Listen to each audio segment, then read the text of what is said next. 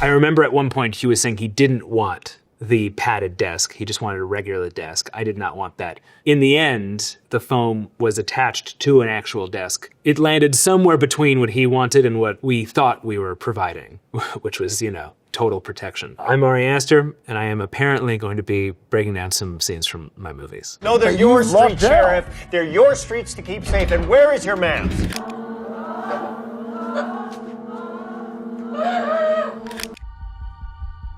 This is a scene from my first feature, Hereditary. So you got some fly VFX here. I wanted to just have hundreds of real flies accumulating in the attic. My first plan was to lock off the set and just leave some, you know, rotting stuff in the room for like days. Just let the room become, you know, permeated. I was disabused of the notion that that would be possible pretty quickly. Something to do with, I think PETA was involved.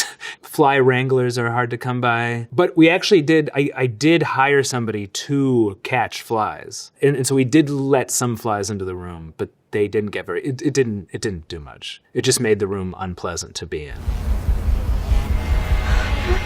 That was a real corpse. We cut off its head. It's not true. Sorry. So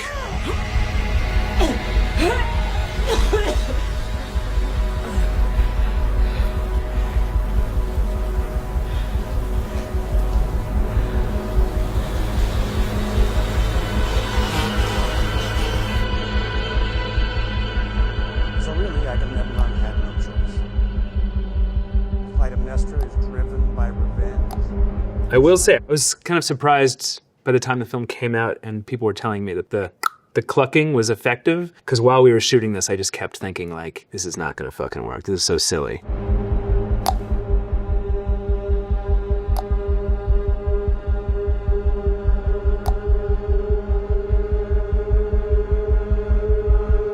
Alex basically went method for this film, and he really got into a pretty intense psychological space. He was definitely in a zone for this scene. And I think he's amazing in this scene in particular, especially in what is about to happen. For that, I think we, at first the idea, because I wanted it to feel unnatural, is we tied rope to his hand and tugged it up, but we found that it was even more effective when he just did it himself. Peter, what's wrong? Peter, are you all right?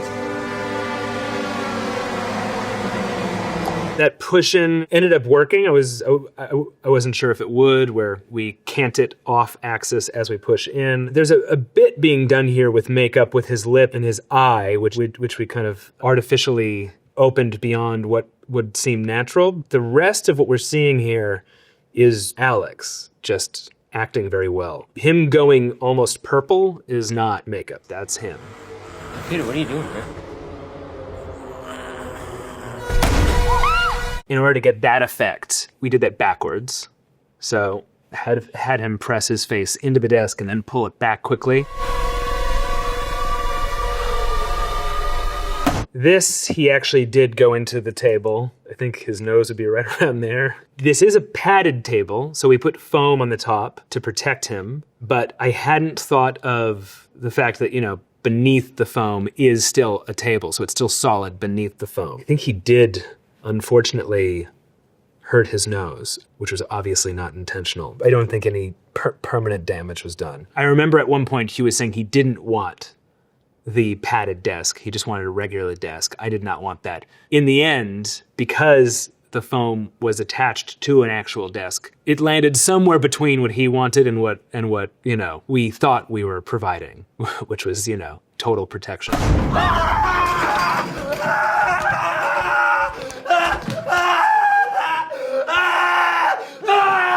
Yeah, so, you know, everybody reacting there didn't have to act much because Alex was actually doing that. Or rather, the reaction didn't take much acting. Yeah, Alex is great in this scene.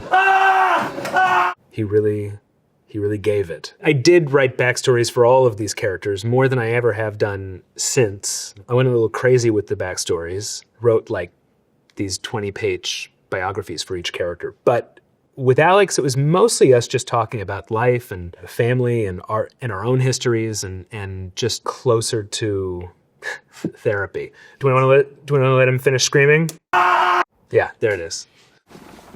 What's that? That's not for us. This is a scene from Midsommar, which was my second film. I think you should not. So they want her to go to Siv's house, but she's hearing noises in the temple, and she has a bad feeling about what's in there and feels compelled to investigate, and is about to discover that her boyfriend is in some sex ritual, and it'll be disturbing to her. So this is a Steadicam shot.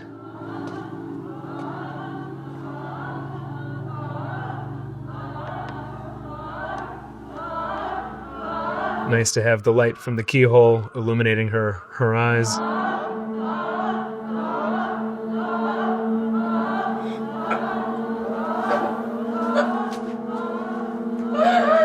I offered to provide something on the other side of that, but she didn't need it. Some people would request something there so that they're not just, acting, but she did not need it.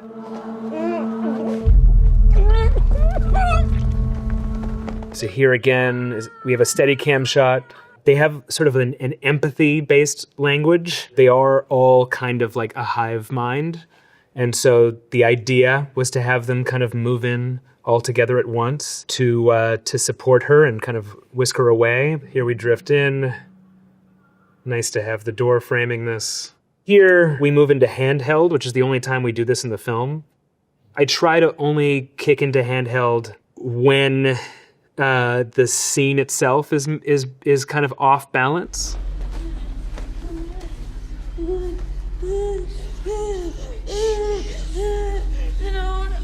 All of these actresses, well, most of them, we flew in from Sweden, and they are all accomplished theater, television, film actors. We were very lucky to have them. There was a lot of talk about this before we started shooting.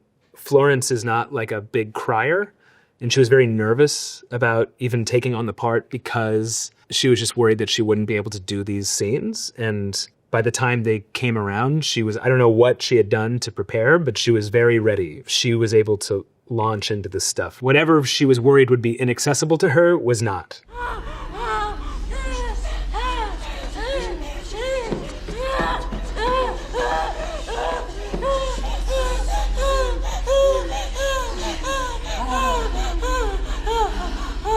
What the scene required was kind of laid out pretty clearly in the script. I remember there was an energy that morning among all of these women. They were nervous, but very excited. And, I think I maybe talked them through the cycle here. And she's going to crawl off the bed, try to crawl towards the exit. You're going to crowd her and kind of make her look into your eyes. You look into hers and just, follow her breathing and kind of train her to calm down by your breathing.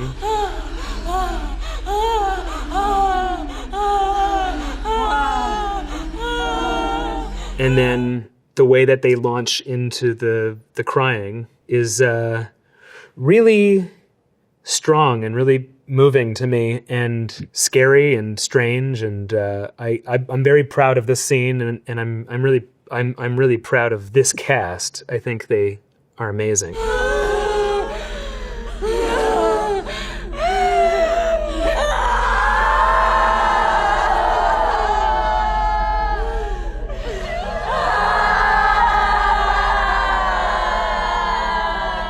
This is a heavily choreographed film. There's a lot of dance from actual dance sequences when they're all competing to become the May Queen. Movements they do and gestures to a sort of sign language that we've incorporated into the affect language. And the choreographer, Anna Vanuk, a really brilliant Swedish choreographer who was hugely helpful in this film, lent a lot of herself to this. Couldn't have done it without her.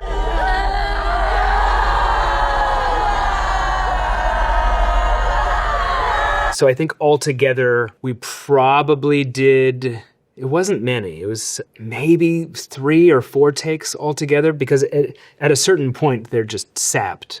We set it up so that the first couple takes could be the prime ones.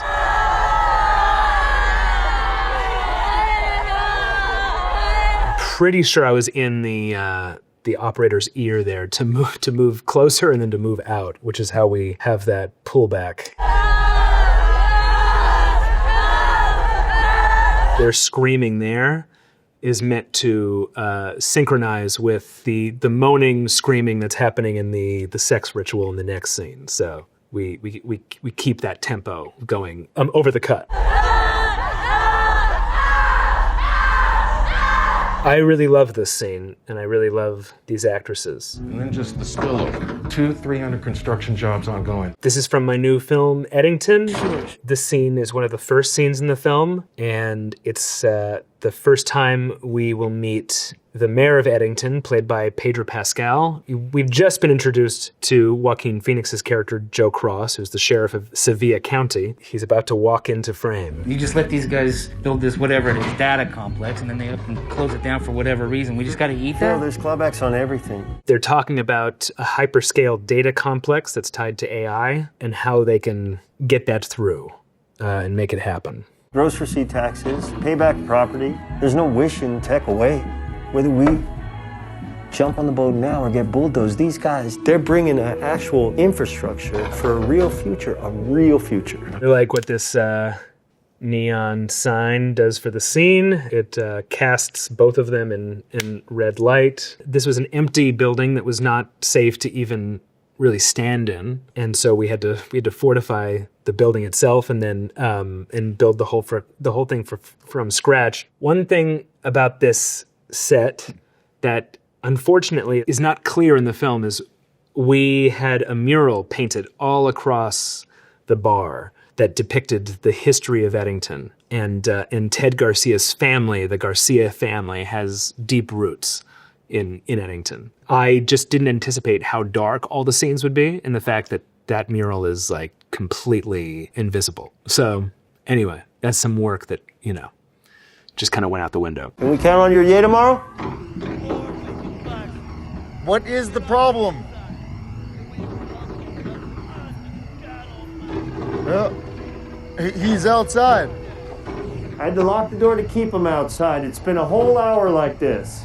I can't understand you. Yes, you can. He's disturbing the peace. Again, he's blocking the entrance. I was pleasantly surprised how much chemistry Joaquin and Pedro had. They really liked each other, and they just had this like instant rapport, made each other laugh a lot. And this scene was actually difficult to get through because for whatever reason, they were very giggly. They were making each other laugh all night, and it was a tight night. So that was fun for a little bit. What are you even doing in there? It's takeaway drinks only. Those are town council members. That's essential business. Well, you can't just call essential business whatever you want. I like glass because it catches reflections, and that just makes any frame more interesting. What is that Borges quote? Mirrors are abominable because they multiply the number of men. So I like reflections, not for that reason, but I always think about that. It's a city council meeting, wherever city council people congregate. It's the mayor's office if I'm inside. Okay, then you are open, and you have a paying customer who's trying to... He's aggressive, he's dangerous, he needs to be locked up. Where would you have me send him? These are your streets. No, they're that your you locked streets, down. Sheriff. They're your streets to keep safe. And where is your mask? I don't... Where's your... He doesn't have a mask on! Shit! You can sort of see the mural back here, and it continues here and goes over here. Anyway, that's what I'm talking about. Lodge, the homeless man, is played by Clifton Collins Jr., who's a great actor and was great in this. And yeah, he is kind of deliberately kind of sidelined all the way through the film. There's nobody who cares about him. He's not tied to anybody else. I don't want to give anything away, but he becomes important and at the same time remains expendable. Maybe that's saying too much. He's coughing! Okay. No mask either with this guy. Well, I will say we shot Beau is Afraid with all those COVID protocols. It made the process of making that film so difficult.